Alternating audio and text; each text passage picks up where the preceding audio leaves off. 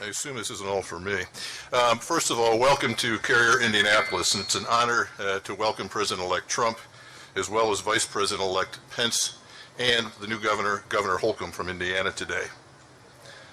First thing I'd like to do is thank our Carrier workers for their dedication and loyalty over many years, but especially for their continued focus and dedication during a very difficult year here in Indianapolis. Over the past couple of weeks, we've had productive discussions with President-elect Trump and Vice President-elect Pence about their plans to improve the competitiveness of the U.S. business environment through tax reform and through a more thoughtful approach to regulation. Those plans have given us a renewed confidence in the future of manufacturing here in the United States. It's why today we can talk about 1,100 jobs in Indiana going forward. So I'm pleased to announce that we have decided to keep Carrier Indianapolis. The plant will remain open and continue manufacturing operations here. We'll also designate this facility as a center of excellence for gas furnace production. We'll invest more than $16 million over the next 2 years to ensure that this remains a world-class manufacturing facility with the ability to compete globally. Thank you again for your hard work and dedication to the entire Carrier team, and I look forward to this facility continuing to deliver industry-leading products to our customers across North America. With that, it's my pleasure to introduce Vice President-elect Mike Pence.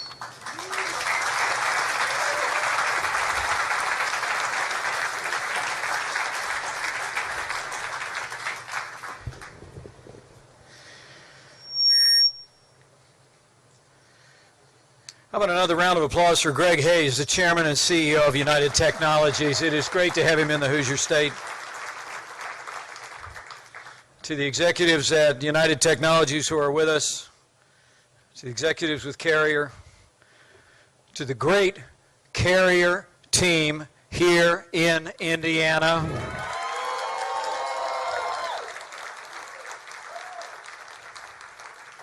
To our honored guests, Governor-elect Eric Holcomb, Indiana Speaker of the House Brian Bosma, Indianapolis Mayor Joe Hogsett, and my fellow Hoosiers.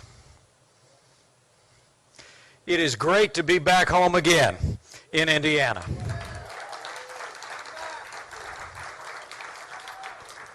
And this is a great day for Indiana. And it's a great day for working people all across the United States of America. You know, the state of Indiana is very proud. We're a proud manufacturing state. We're home to low taxes, sensible regulations, great schools and roads, and the best workforce in America. Since the 1950s, Carrier has been a part of Indiana's manufacturing success story, and we've been proud of it. As governor, I couldn't be more pleased and grateful that thanks to the initiative and the leadership of President-elect Donald Trump, Carrier has decided to stay and grow right here in America.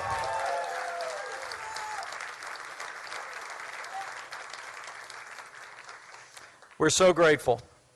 We're so grateful that thanks to the initiative of our President-elect, that I'll talk about in a minute, and frankly, thanks to the confidence of Greg Hayes, United Technologies, and Bob McDonough at Carrier, that Carrier has decided to stay in Indiana, invest more than $16 million in this facility alone, and will keep more than 1,000 jobs right here in the heart of the heartland.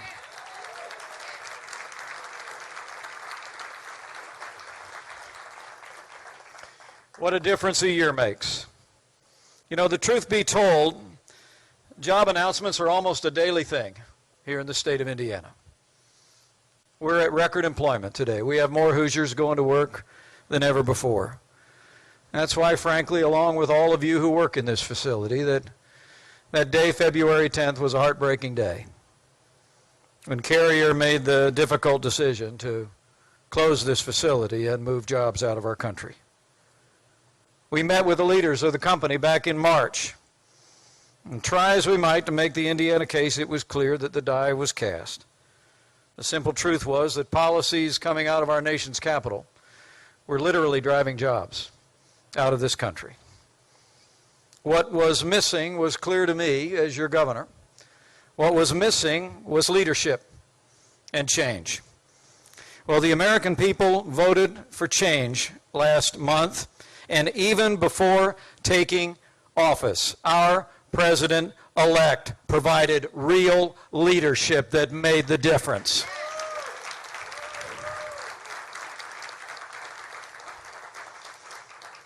You know, President-elect Donald Trump did just what he said he would do. He picked up the phone. I was actually in the room. He picked up the phone. He talked from one American to another. He talked about our plans. Our plans to make America more competitive, to reduce taxes, to roll back regulations, to put American jobs and American workers first again. He made the case for America. And Carrier decided to bet on a brighter future for the American people, and we are grateful from the bottom of our hearts.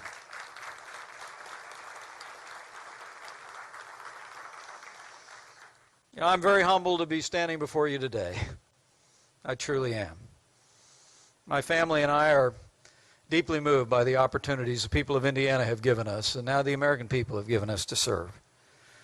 But I'm especially humbled as the holidays approach to have played some small role in this wonderful news, not only here in Indiana, but all across this country. But I think it's important to give credit where credit is due. First and foremost, I want to thank Greg Hayes and his team at United Technologies, Bob McDonnell and the team at Carrier. Thank you for renewing your commitment to Indiana and renewing your commitment to the people of the United States of America.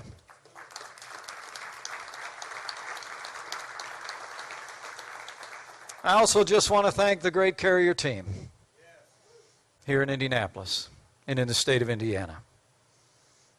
Your hard work, your resilience, your work ethic, even in disappointing times, I know for a fact, gave this company the confidence to double down on the future of this company and the future of the people of this state. And so I thank you, the Carrier team, for giving them the confidence to do just that.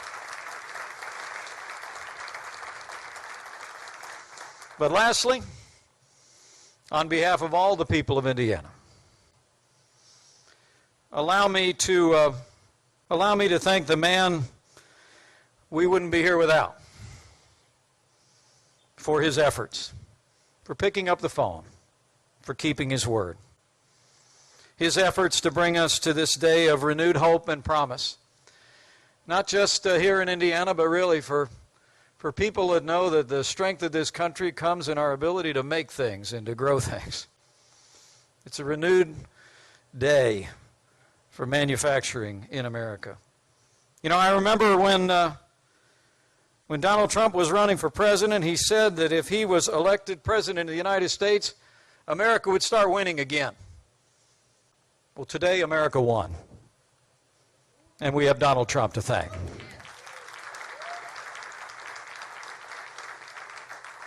And I got a feeling, working beside this extraordinary man, this is just the beginning of a lot more good news all across America. So, without any further ado, my fellow Hoosiers, it is my high honor and distinct privilege to introduce to you a man of action, a man of his word, and the President-elect of the United States of America, Donald Trump.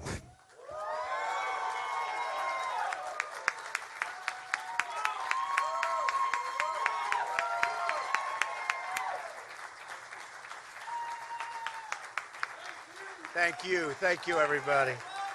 Thank you very much. Thank you very much. I love that red hat. Thank you, everybody. I want to thank all of the dignitaries that are with us today. We have a whole host. The mayor and the governor-elect, great people. It's a big victory for the governor-elect. He won very convincingly, so we're very proud of him.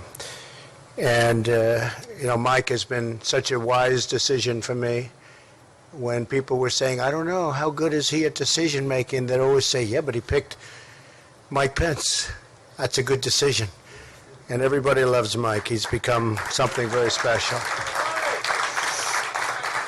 I want to thank Greg Hayes of United Technologies, because when I called him, he was right there.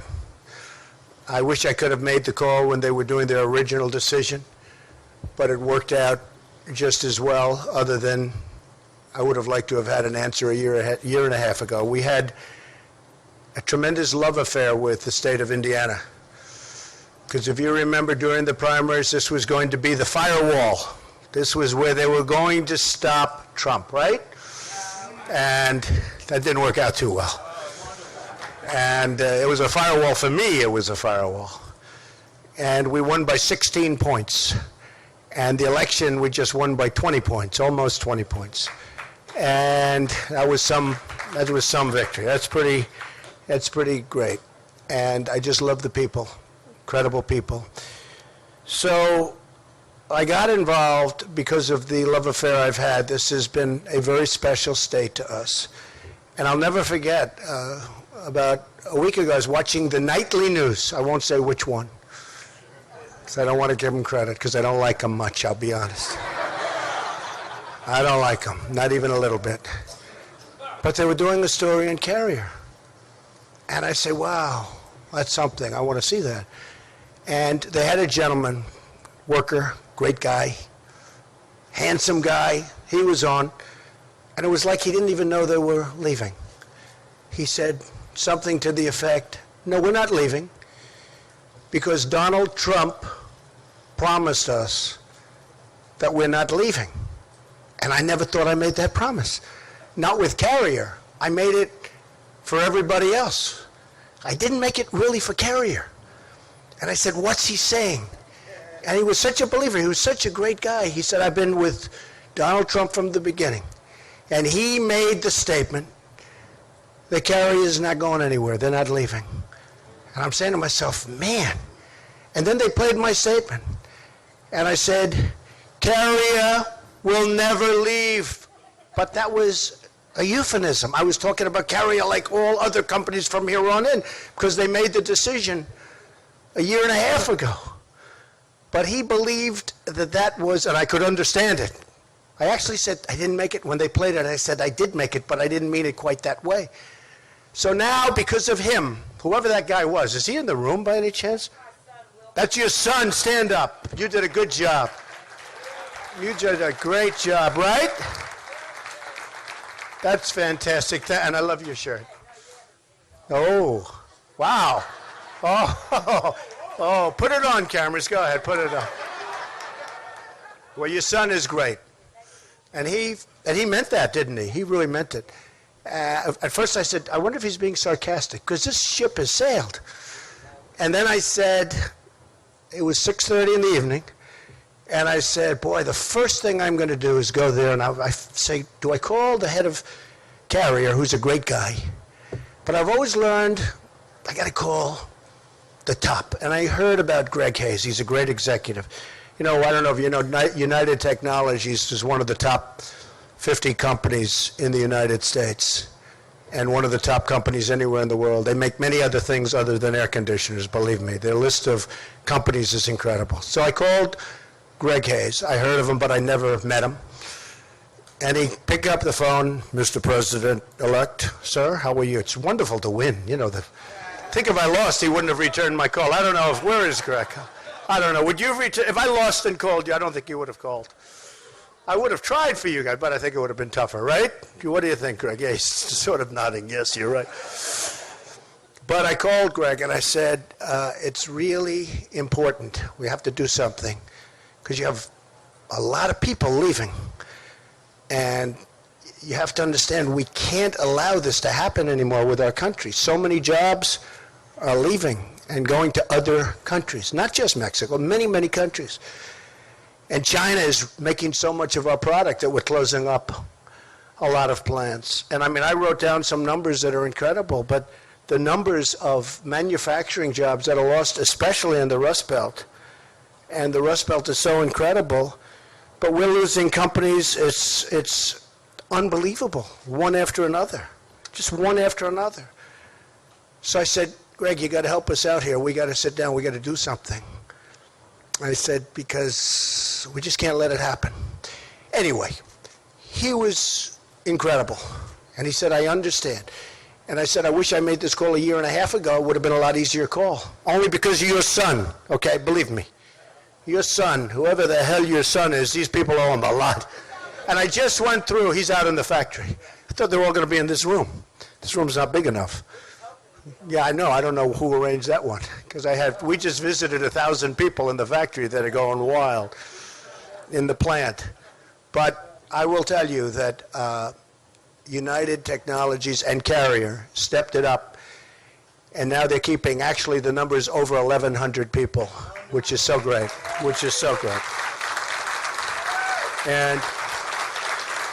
And I see the people. I shook hands with a lot of the people. They're right behind us working. I guess, what is it? You're making so many air conditioners you didn't want to even have them come off for a half hour. He's a ruthless boss. He's ruthless. But that's okay. You know, I did say one thing to the Carrier folks and to the United Technologies folks. I said, the goodwill that you have engendered by doing this all over the world, frankly, but within our country, you watch how fast you're going to make it up, because so many people are going to be buying Carrier air conditioners. You know, we've had such help here. Bobby Knight. Nobody in Indiana ever heard of Bobby Knight. How great is Bobby Knight? Lou Holtz, Gene Cady. We had such incredible support. But I'll never forget, a friend of mine called up and said during the primaries, he said, you know, if you could get Coach Knight. And I said, you know, Coach Knight called me a year ago. This was a year before I decided to run. He said, if you ever run, I'm supporting you. I said, thanks, Coach. I just don't know if I'm going to be doing it. And then when he said, if you could get Coach Knight, I'll tell you, I got Coach Knight. How good was Bobby Knight as far as we're concerned in Indiana? Is that right? We got Bobby Knight, 900 wins, 2 championships, right? 2 or 3 championships, Olympic gold medal, Pan Am Games, and he was unbelievable. He wouldn't stop. He was just going all over. He was the greatest guy. We came into an arena, Greg, and we had 16,000 people inside, outside. We had, I think, 10,000 outside. And I left. This was 3 weeks before the primary, and I left. I said, how are we going to lose Indiana with this? I didn't think we were going to lose, and we didn't. We won big. But so I want to thank all of those folks, because they really helped with Indiana and with a lot of other places. So United Technologies has stepped up, and I have to say this, they did it in such a nice and such a professional way, and they're going to spend so much money on renovating this plant. And I said, Greg, say that number. You know, he said 16 million. Well, the minimum number is 16. It's going to be, in my opinion, a lot more than that. He said, well, I'd rather say the lower number. See, I'd rather have him say the higher number, so I won't say it. Okay. It's just a difference in philosophy. Do you agree? Both are okay, but difference in philosophy. But they're going to spend more than 16. They're going to spend a lot of money on the plant. And I said to some of the folks, I said, companies are not going to leave the United States anymore without consequences. Not going to happen. It's not going to happen. I'll tell you right now. We're losing so much.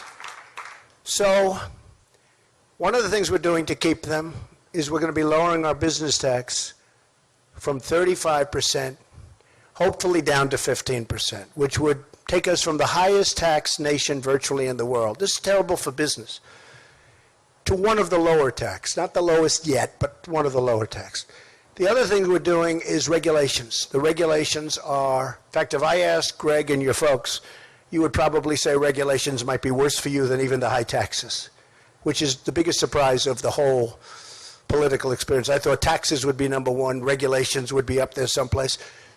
Believe me, these great leaders of industry and even the small business people who are just being crushed, if they had their choice between lower taxes and a major, massive cutting of regulations, they would take the regulations. I don't know how you feel about that, Greg, but I just noticed, I wrote down because I heard it, since about 6 years ago, 260 new federal regulations have passed, 53 of which affect this plant. 53 new regulations, massively expensive.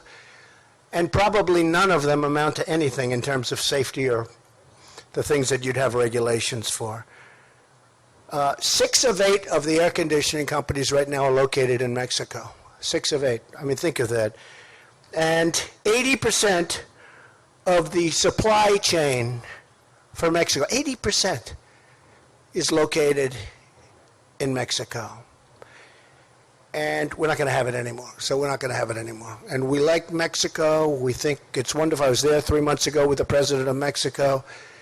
Terrific guy. But we have to have a fair shake. We're not getting anything. We have NAFTA, which is a total and complete disaster. It's a total and complete disaster. It's a one-lane highway into Mexico. Nothing coming our way, everything going their way. And I don't have to mention who signed it anymore. It's so nice. I don't have to mention who backed it anymore, right? We don't have to mention that anymore, fortunately. But it's a one-way street, and it's going to be changed. It's going to be changed. We have to bring our jobs back. And when they expand, and one of the things that made me so happy is when Greg said that they have over 10,000 jobs that they're going to be producing in the very near future, and now he's looking to the United States instead of outside of the United States, where almost all of those jobs would have gone. So one of the reasons I wanted to do this particular conference is it's so great. So many people in that big, beautiful plant behind us, which will be even more beautiful in about 7 months from now. They're so happy. They're going to have a great Christmas. That's most important. But also, I just want to let all of the other companies know that we're going to do great things for business. There's no reason for them to leave anymore, because your taxes are going to be at the very, very low end, and your unnecessary regulations are going to be gone. We need regulations for safety and environment and things, but most of the regulations are nonsense. It's become a major industry, the writing of regulations. And that these companies aren't going to be leaving anymore. They're not going to be taking people's hearts out. They're not going to be announcing, like they did at Carrier, that they're closing up and they're moving to Mexico. Over 1,100 jobs. And by the way, that number is going to go up very substantially as they expand this area, this plant. So the 1,100 is going to be a minimum number. So I just want to thank everybody, and specifically I just have to thank the people that I met backstage. Incredible people. The spirit, the love. People are crying. I mean, they're all crying. And it's taken us a little while. But think of this. I don't think we even announced we were running when this deal was originally announced. And in the end, what happened is, because that makes it much more difficult. I mean, it's hard to negotiate when the plant is built. You know what Greg said? Greg said, but you know, the plant is almost built, right? I said, Greg, I don't care. It doesn't make any difference. Don't worry about it. What are we going to do with the plant? Rent it, sell it, knock it down. I don't care. But we're going to do, and they're going to do fine with their plant. I don't know if they're going to be able to do with an American company, but we'll figure that out. But where we're starting is from a much easier place. It's hard. A year and a half ago, they make an announcement, and you know all of that work is done, which is why I have such respect. I always say great business people, they have flexibility. You know, if you're hard line, well, we're not going to move. Flexibility. That's why they've done so well over the years. That's why it's a great company, because they have flexibility.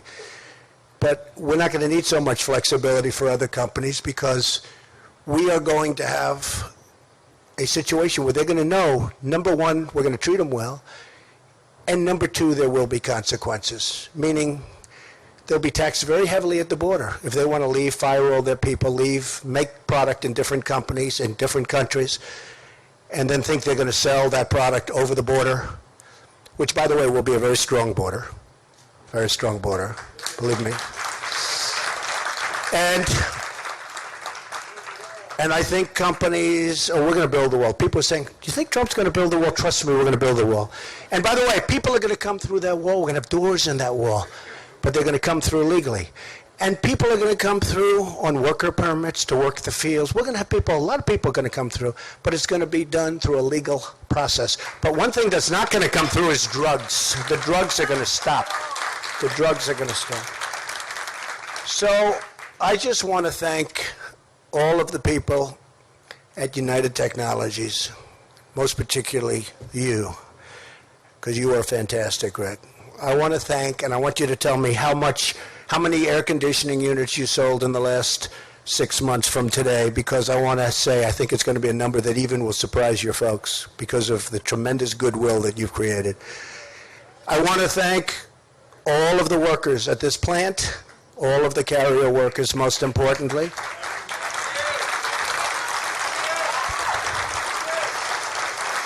I want to thank my great Vice President-elect, because I'll tell you what, one of the really good decisions, but I want to thank Mike. And we're going to be doing this, and if I have to tell you, during speeches I'd say, they say it's not presidential to call up these massive leaders of business. I think it's very presidential. And if it's not presidential, that's okay. That's okay, because I actually like doing it. But we're going to have a lot of great people that can also do it and do it as well as I do it.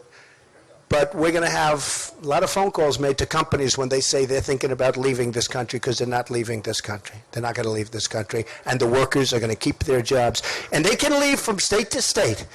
And they can negotiate good deals with the different states and all of that. But leaving the country is going to be very, very difficult. So I want to thank everybody. We love you folks. I want to really, really thank the people of Indiana. We had 2 massive victories in a very, very short period of time. And all of the workers have a great, great Christmas and a fantastic New Year. Thank you very much, everybody. Thank you. Thank you. Thank you very much. Thank you.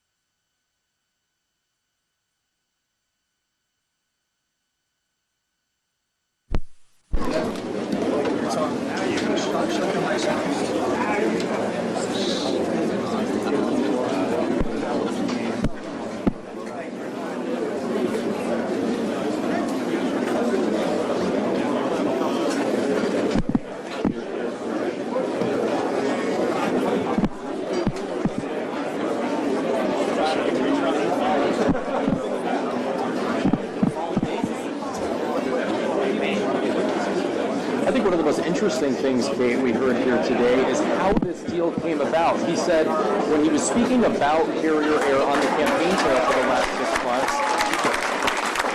you can see him shaking some hands with people like they were going. When he was speaking about Carrier Air on the campaign trail, he said today he was using Carrier as an example for broader manufacturing jobs in the U.S. He said it wasn't until after the election he was watching the nightly news one night and saw a story basically holding him to his campaign promise, and once he and Donald Trump fulfilled the campaign promise, that he said, oh, I didn't need Carrier literally. I thought those jobs were already gone. So he said here today that it wasn't until he saw it on the news after he was elected that he realized, okay, maybe they do expect me to keep these Carrier jobs, and ended up calling United Technologies CEO directly and negotiating this deal. One thing we did hear in this speech was how he plans to keep more manufacturing jobs in the United States. His plan would be to reduce the corporate tax rate from 35 to 15% and also rapidly reduce regulations. He said today U.S. companies will no longer leave the United States without consequences. So going forward, that's how that was going to work. And, we've lost a lot of good will and exception from these people. Many of these jobs are saved by the